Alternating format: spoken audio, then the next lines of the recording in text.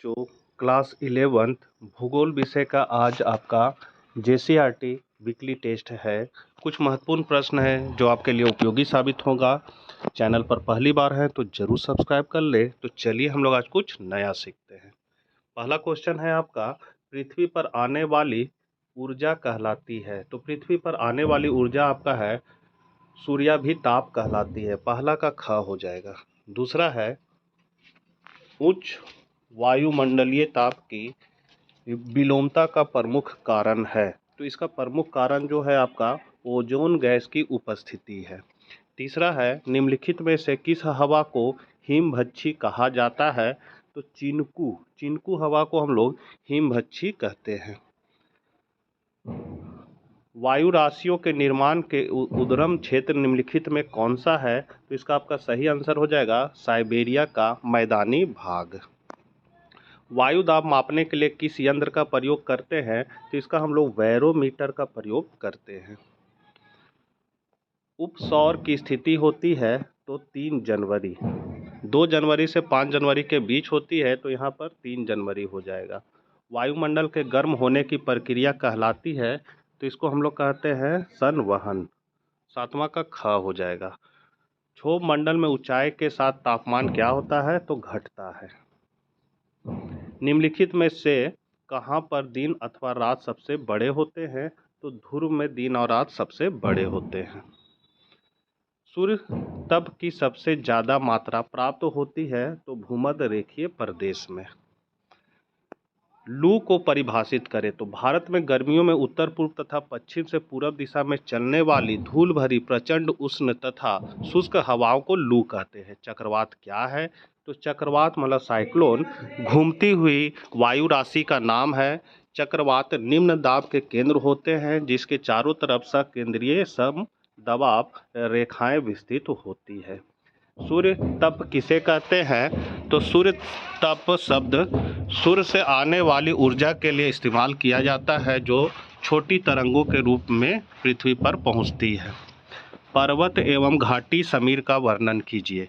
तो यदि हवा उच्च तापमान वाले क्षेत्र से निम्न तापमान वाले क्षेत्र की ओर बहती है, उदाहरण के लिए घाटी से पहाड़ की ओर, तो उसे पर्वतीय समीर कहा जाता है। तथा यदि हवा निम्न तापमान वाले क्षेत्र से उस तापमान वाले क्षेत्र की ओर बहती है, उदाहरण के लिए पहाड़ी से घाटी की ओर, तो उसे घाटी समीर कहा जाता है। उगते और डूबते समय सूर्य लाल क्यों दिखता है और आकाश नीला क्यों दिखता है। तो यह सत्य है, आकाश का रंग और लालिमा प्रकाश के प्रकिरण के कारण नीला दिखता है। हमने देखा है कि दिन के समय साफ बादल रहित आकाश नीला दिखाई देता है। ऐसा इसलिए होता है क्योंकि कम तरंग दैर्घ्य वाला प्रकाश अधिक बिखेरता है, यानी हवा में मौजूद अनुलाल प्रकाश सबसे अधिक तरंग दैर्घ्य की तुलना में नीले प्रकाश सबसे कम तरंग दैर्घ्य को अधिक बिखेरते हैं, इसलिए आकाश नीला दिखाई देता है।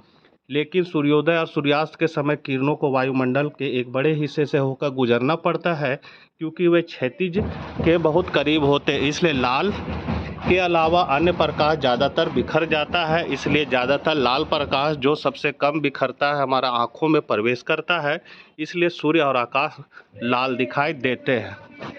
तापमान के उत्क्रमण पर संक्षिप्त टिप्पणी लिखिए। तो तापमान का विलोम अथवा ताप का उत्क्रमण वायुमंडल में ऊंचाई के अनुसार तापमान कम होता है।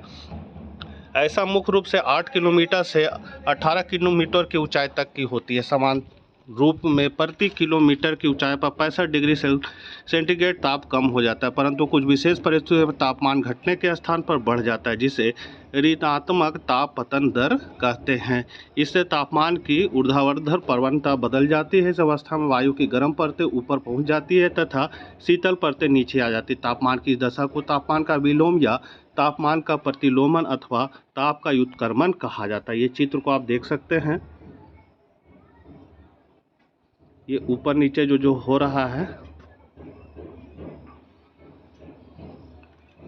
ताप का यह विलोमन धरातल के निकट भी हो सकता है तथा ऊंचाई पर भी, परंतु धरातल के निकट होने वाला प्रतिलोमन अस्थायी होता है, जबकि ऊंचाई पर होने वाला प्रतिलोमन अस्थायी होता है, क्योंकि अधिक ऊंचाई पर वायु की परतों को ठंडा होने में अधिक समय लग जाता है।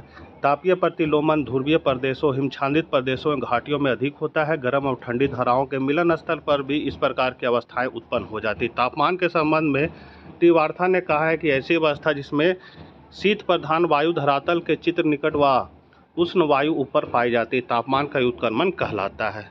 तापीय विलोमन के प्रकार है आपका धरातलीय विलोमता, उच्च धरातलीय विलोमता, वाताग्रीय विलोमता, और इसका क्या महत्व आप देख सकते हैं। तो बच्चों, ये थे कुछ महत्वपूर्ण प्रश्न जो आपके लिए उपयोगी साबित होगा। चैनल पर नए हैं तो ज़रूर सब्सक्राइब कर ले, क्योंकि इसी तरह की वीडियो आपको मिलती रहेगी। जय हिंद, जय भारत।